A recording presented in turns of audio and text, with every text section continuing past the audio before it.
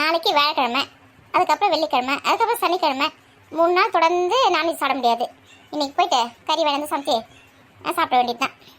கோமதிக்கா, யார் அது? என்னது கூட்டமாக வந்திருக்கீங்க? என்ன விஷயம்? நாங்களா காய்கறி சந்தைக்கு போகிறோம். நீங்கள் வரீங்களா? ஆமாம், நான் கூட அப்படியே கறி வேணாந்து போகிறேன். காய்கறி வாங்கினேன். நான் மளிகை சாமான் வாங்கிட்டு வந்துடுவேன் அப்படியே. நீங்கள் என்ன வரீங்களா இல்லையா? நான் கூட கடைக்கு போகணும், கறி வாங்கணும், காய்கறிலாம் வாங்கணும். நானும் வரேன். சரி வாங்க போலாம். ஒரு நிமிஷம் இரு. எங்கே கொடுத்துன்னு? நம்மளுக்கு காஃபி டீ பஜ்ஜி ஏதாவது எடுத்துக்க போகிறாங்களோ? ஆமாம், நீ வந்து விருந்தாளி பாரு. உன்னை உபசரிக்கிறதுக்காக உனக்கு வந்து காஃபி டீ பஜ்ஜி எல்லாத்தையும் எடுத்துக்க போகிறாங்க. அவங்க காசு எடுத்துக்க போகிறாங்க. சும்மா கை வச்சு வர முடியா? காசு எடுத்து வரவேனா? அது எடுத்துக்க போகிறாங்க. அதுதான் நம்மள மாதிரி ஃபோன்லேயே காசு வச்சுக்கணும். மணி பஸ்ஸில் வச்சு நசிங்கம்மா அப்போ எடுத்து தந்துங்க. ஃபோன்லேயே இருந்தால் அப்படியே அனுப்பிச்சு விட்டுலாம்ல.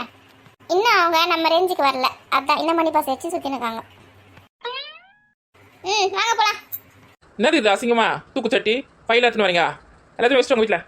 ஏடி இந்த தூக்கில் தானே கறி வாங்கணும், இந்த பையில காய்கறிலாம் வாங்கணும், அதுக்கு தான் எடுத்துன்னு வந்திருக்கேன்.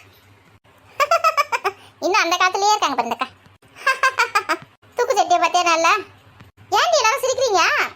ஏக்கா ஏங்க இப்படி எங்கள் மானத்தை வாங்குறீங்க? நீங்கள் எல்லாத்தையுமே வச்சுட்டு வாங்க கவுல. நிஜ மானத்தை வாங்குறேன்னா?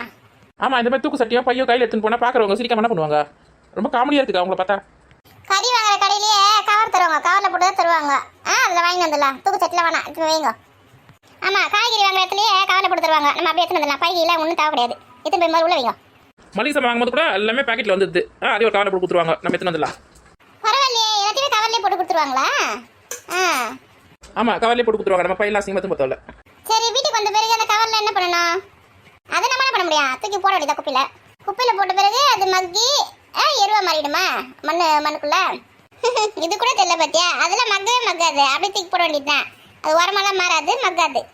அப்போ அந்த பிளாஸ்டிக்லாம் மக்காம இருக்குன்னா அப்படியே இருக்குமா மண்ணில்? ஆமாக்கா, அது மக்கில போகுது, அப்படியே தான் இருக்கும் மண்ணில். சரி, ஒரு நாளைக்கு ஒரு வீட்டுக்கு 2 கவர்னு வச்சுக்கலாம். அந்த 2 கவரை எடுத்து குப்பையில் போடுறீங்க. அந்த 2 கவரும் மக்காது. ஒரு நாளைக்கு 2 கவர்னா ஒரு மாதத்துக்கு எத்தனை கவர், வருஷத்துக்கு எத்தனை கவர்? அந்த கவரில் மண்ணில் போச்சுன்னா மக்காதுன்னு சொல்கிறீங்க. அப்போ மழை பெஞ்சா தண்ணியும் உறிஞ்சாது, செடியும் வளராது. இந்த மண் வந்து நாசமாக போகிறதுக்கு எல்லாரும் வேலை பார்த்து நிற்கிங்களா? என்னக்கா சொல்கிறீங்க? ஆமாம், மக்கு குப்பை மக்காத குப்பை அப்படின்னு சொல்லிட்டு தனித்தனியாக பிரித்து போட சொல்கிறாங்க இல்லையா? அந்த மக்கு குப்பையெல்லாம் வந்து அது உரம் தயாரிக்க அப்படி யூஸ் பண்ணிப்பாங்க. இந்த மக்காத குப்பையெல்லாம் வந்து ரீயூஸ் பண்ணிப்பாங்க, திரும்பவும் அது பொருள் செஞ்சுப்பாங்க. ஆனால் இந்த மாதிரி கேரி பேக்லாம் வந்து ஒன்றுமே பண்ண முடியாது. அது வந்து நமக்கு ரொம்ப அழிவு ஏற்படுத்துது. என்னக்கா சொல்கிறீங்க? ஆமாம், அந்த மெலிசா தராங்க பற்றி அந்த கருப்பு கலரில் கேரி பேக்கு, அது வந்து எதுவுமே பண்ண முடியாது, ரீயூஸே பண்ண முடியாது.